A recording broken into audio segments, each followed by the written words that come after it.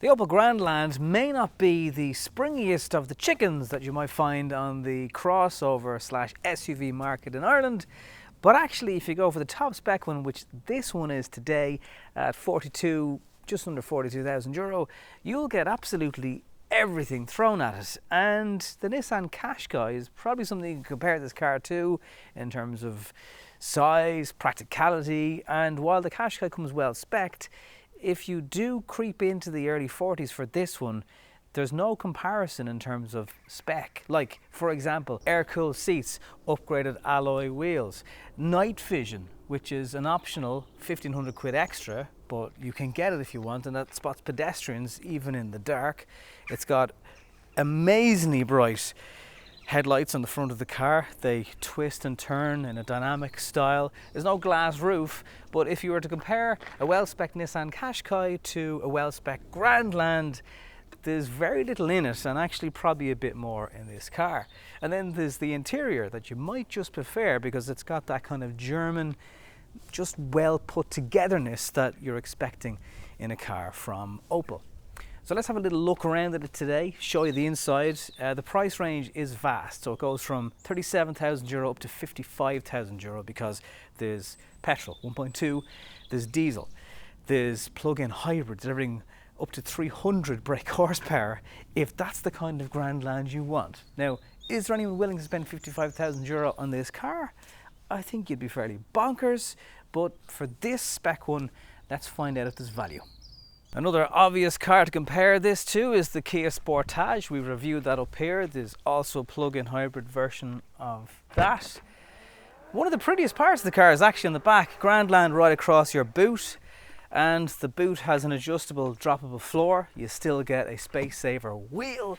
There's 12-volt charging, plenty of room in the back, and just a good all-round car that will serve plenty of options for families, no matter whether you need to get a buggy in there, couple of bikes, the dog, it will all work. There is a bit of a lip up here now all the same, but you know, if you can lift your dog out, if they're not massive, then that'll probably work out fine.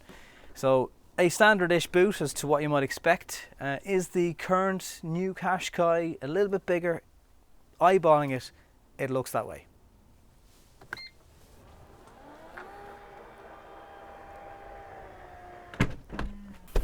If you like picnics, the Grandland is definitely for you because all trim specs get a 3-pin plug in the back of the car. So if you want to boil a kettle, dry yourself, use a fridge, whatever it is, there's options.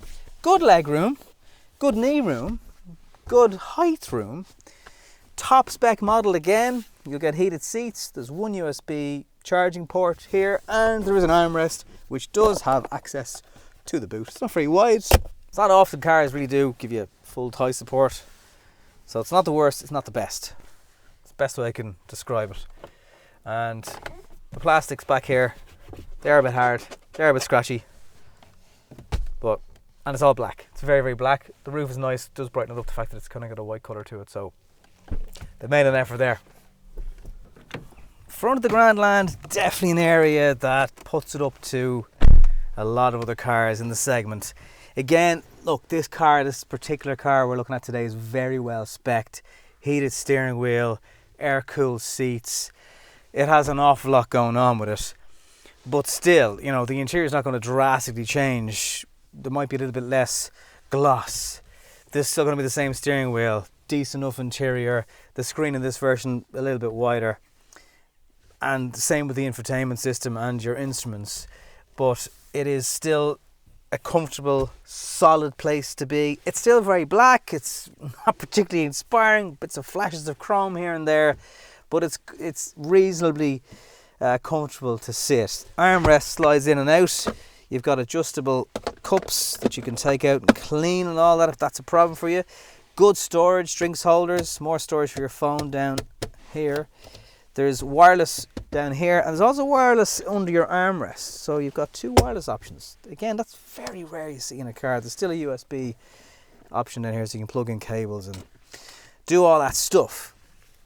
The screen infotainment system has actually crashed on me a couple of times, but it's probably just a software thing that just needs to be needs to be sorted out. The glove box, this is the older versions of the car, so the newer versions coming from Stellantis, starting with even the 308 and the Opel Astra, which are smaller cars, have bigger glove boxes. All you get is that little tiny side bit there, and it's just simply not good enough, madam. That infrared night vision thing that can spot animals and pedestrians, if you do a lot of country road driving at night time, whatever, that might be something to consider. It's very expensive, 1,500 quid option. My God, I've used it driving just to work, bus stops in the distance, it spots pedestrians straight away, cyclists, you can't miss them. So it just makes the car a good bit safer. Now, on this version, speaking of safety, frontal collision, blind spot, emergency brake, all that stuff is included. The options of that do creep in at the entry-level models, not quite as forthcoming with the safety goods if you're in the cheaper models, but that's kind of the same for a lot of similar cars in this segment, so they're not really on their own there. But if you do spec an SRI or something like that, you're going to be well covered in gadgets and extras and air-cooled seats and loads of toys. So there's front wheel drive and there's all wheel drive versions of the car. If you go for a plug-in hybrid, an 8-speed automatic. If you go for the manual, it's a 6-speed. It's really smooth. Gear changes have plenty of torque in them.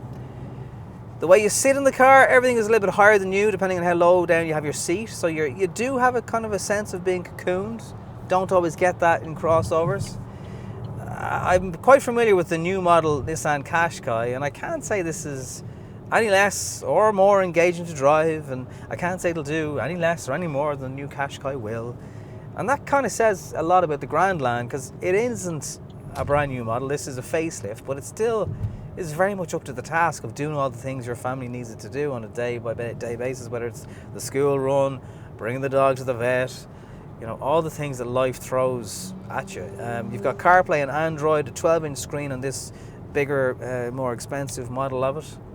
Steering is light and, you know, handy for parking and school run spots. Plenty of safety on board. Ultrasonic blind spot is what Opel call it. It's basically blind spot, and it tells you if things are in your blind spot. It works. Frontal collision avoidance, it's come on once or twice, not as trigger happy as other brands.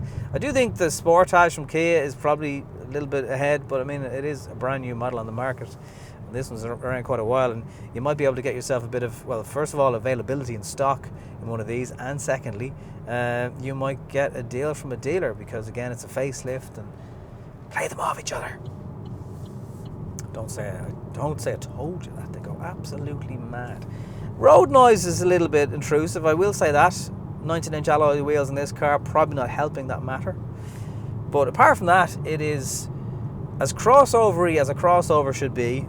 Drives as crossovery as a crossover should be. The 1.2 petrol, by the way, it sounds a little bit strained at times. Performance-wise, that's not a thing. It's just more an acoustic thing, because it's got 130 brake horsepower, and that really is enough for a car like this. I don't see why you'd want any more, really. Just seems absolutely grand, as we say here in Ireland. It's delivering about 6.5 litres per 100 kilometres. Again, I don't think that's bad. That is better than the Qashqai, I'll tell you that for nothing. And it's absolutely perfect for the job of being a family crossover. And the fact that it's been around for a few years and is still, in my opinion, right up there, says quite a lot about the Grandland. If your question today is, will I be any less well off if I go for a Grandland over something that's a bit fresher on the scene? I'm not sure you will. I mean, this car is not going to sell as well as a Tucson, a Sportage, or maybe even a Qashqai. But it's solid, it's still solid. And yes, if you go for the Elite trim, which this one is, at early 40s, you're going to get absolutely everything on board, as we've discussed. There's really very little not to like about the Opel.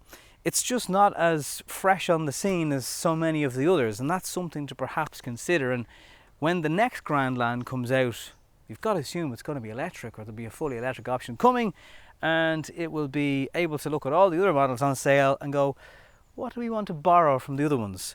Is it still a worthy buy if you can get a good deal on one? Absolutely. Any comments or questions? Leave them down below. Thank you very much for watching. I'll see you in the next one.